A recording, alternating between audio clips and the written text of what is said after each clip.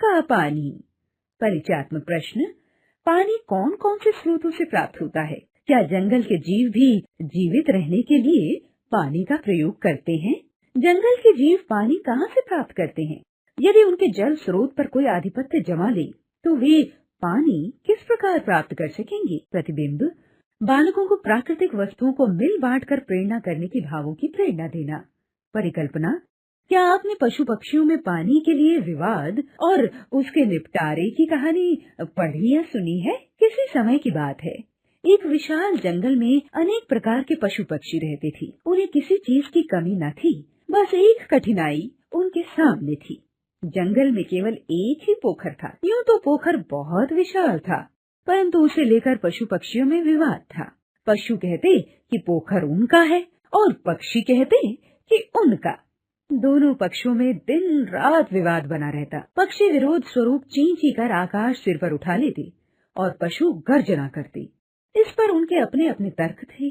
पक्षी कहते थे कि पोखर पहले उन्होंने ढूंढा, इसलिए इस पर उनका अधिकार बनता है, जबकि पशु यही तर्क देते। कभी कभी उनमें झगड़ा इतना बढ़ जाता कि दोनों ओर से अनेक मारे जाते और घायल होते।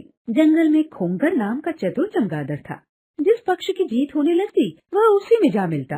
पशुओं को वह कहता कि देखो मेरे दांत हैं इसलिए मैं पशु हूँ। इसी प्रकार पक्षियों से कहता कि देखो मेरे पंख हैं इसलिए मैं पक्षी हूँ।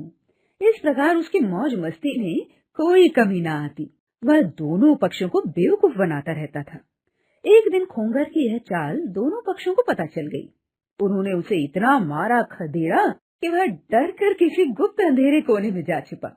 दोनों पक्षों में कुछ शांति प्रिय पशु पक्षी भी थे जो किसी भी तरह इस विवाद का हल चाहते थे। एक दिन एक शांति प्रिय हिरन और बत्तख में अचानक भेंट हो गई। वे इस विषय पर बातें करने लगे। हिरन बोला, मैं समझता हूँ कि हमें किसी न किसी प्रकार इस झगड़े को समाप्त कराना चाहिए। बत्तख बोली, मेरा भी यही विचार है, परंतु कठिनाई तो यह है कि यह किया कैसे जाए।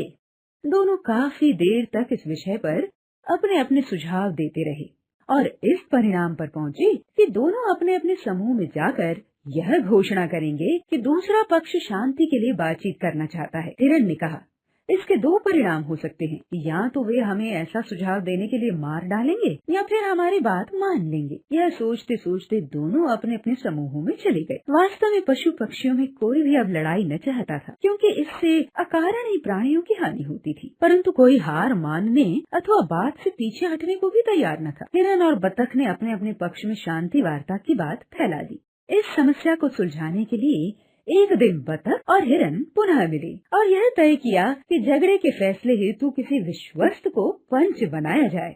एक दिन पोखर के समीप दोनों पक्ष एकत्रित हुए और किसे पंच बनाएं, इस बात पर विचार करने लगे।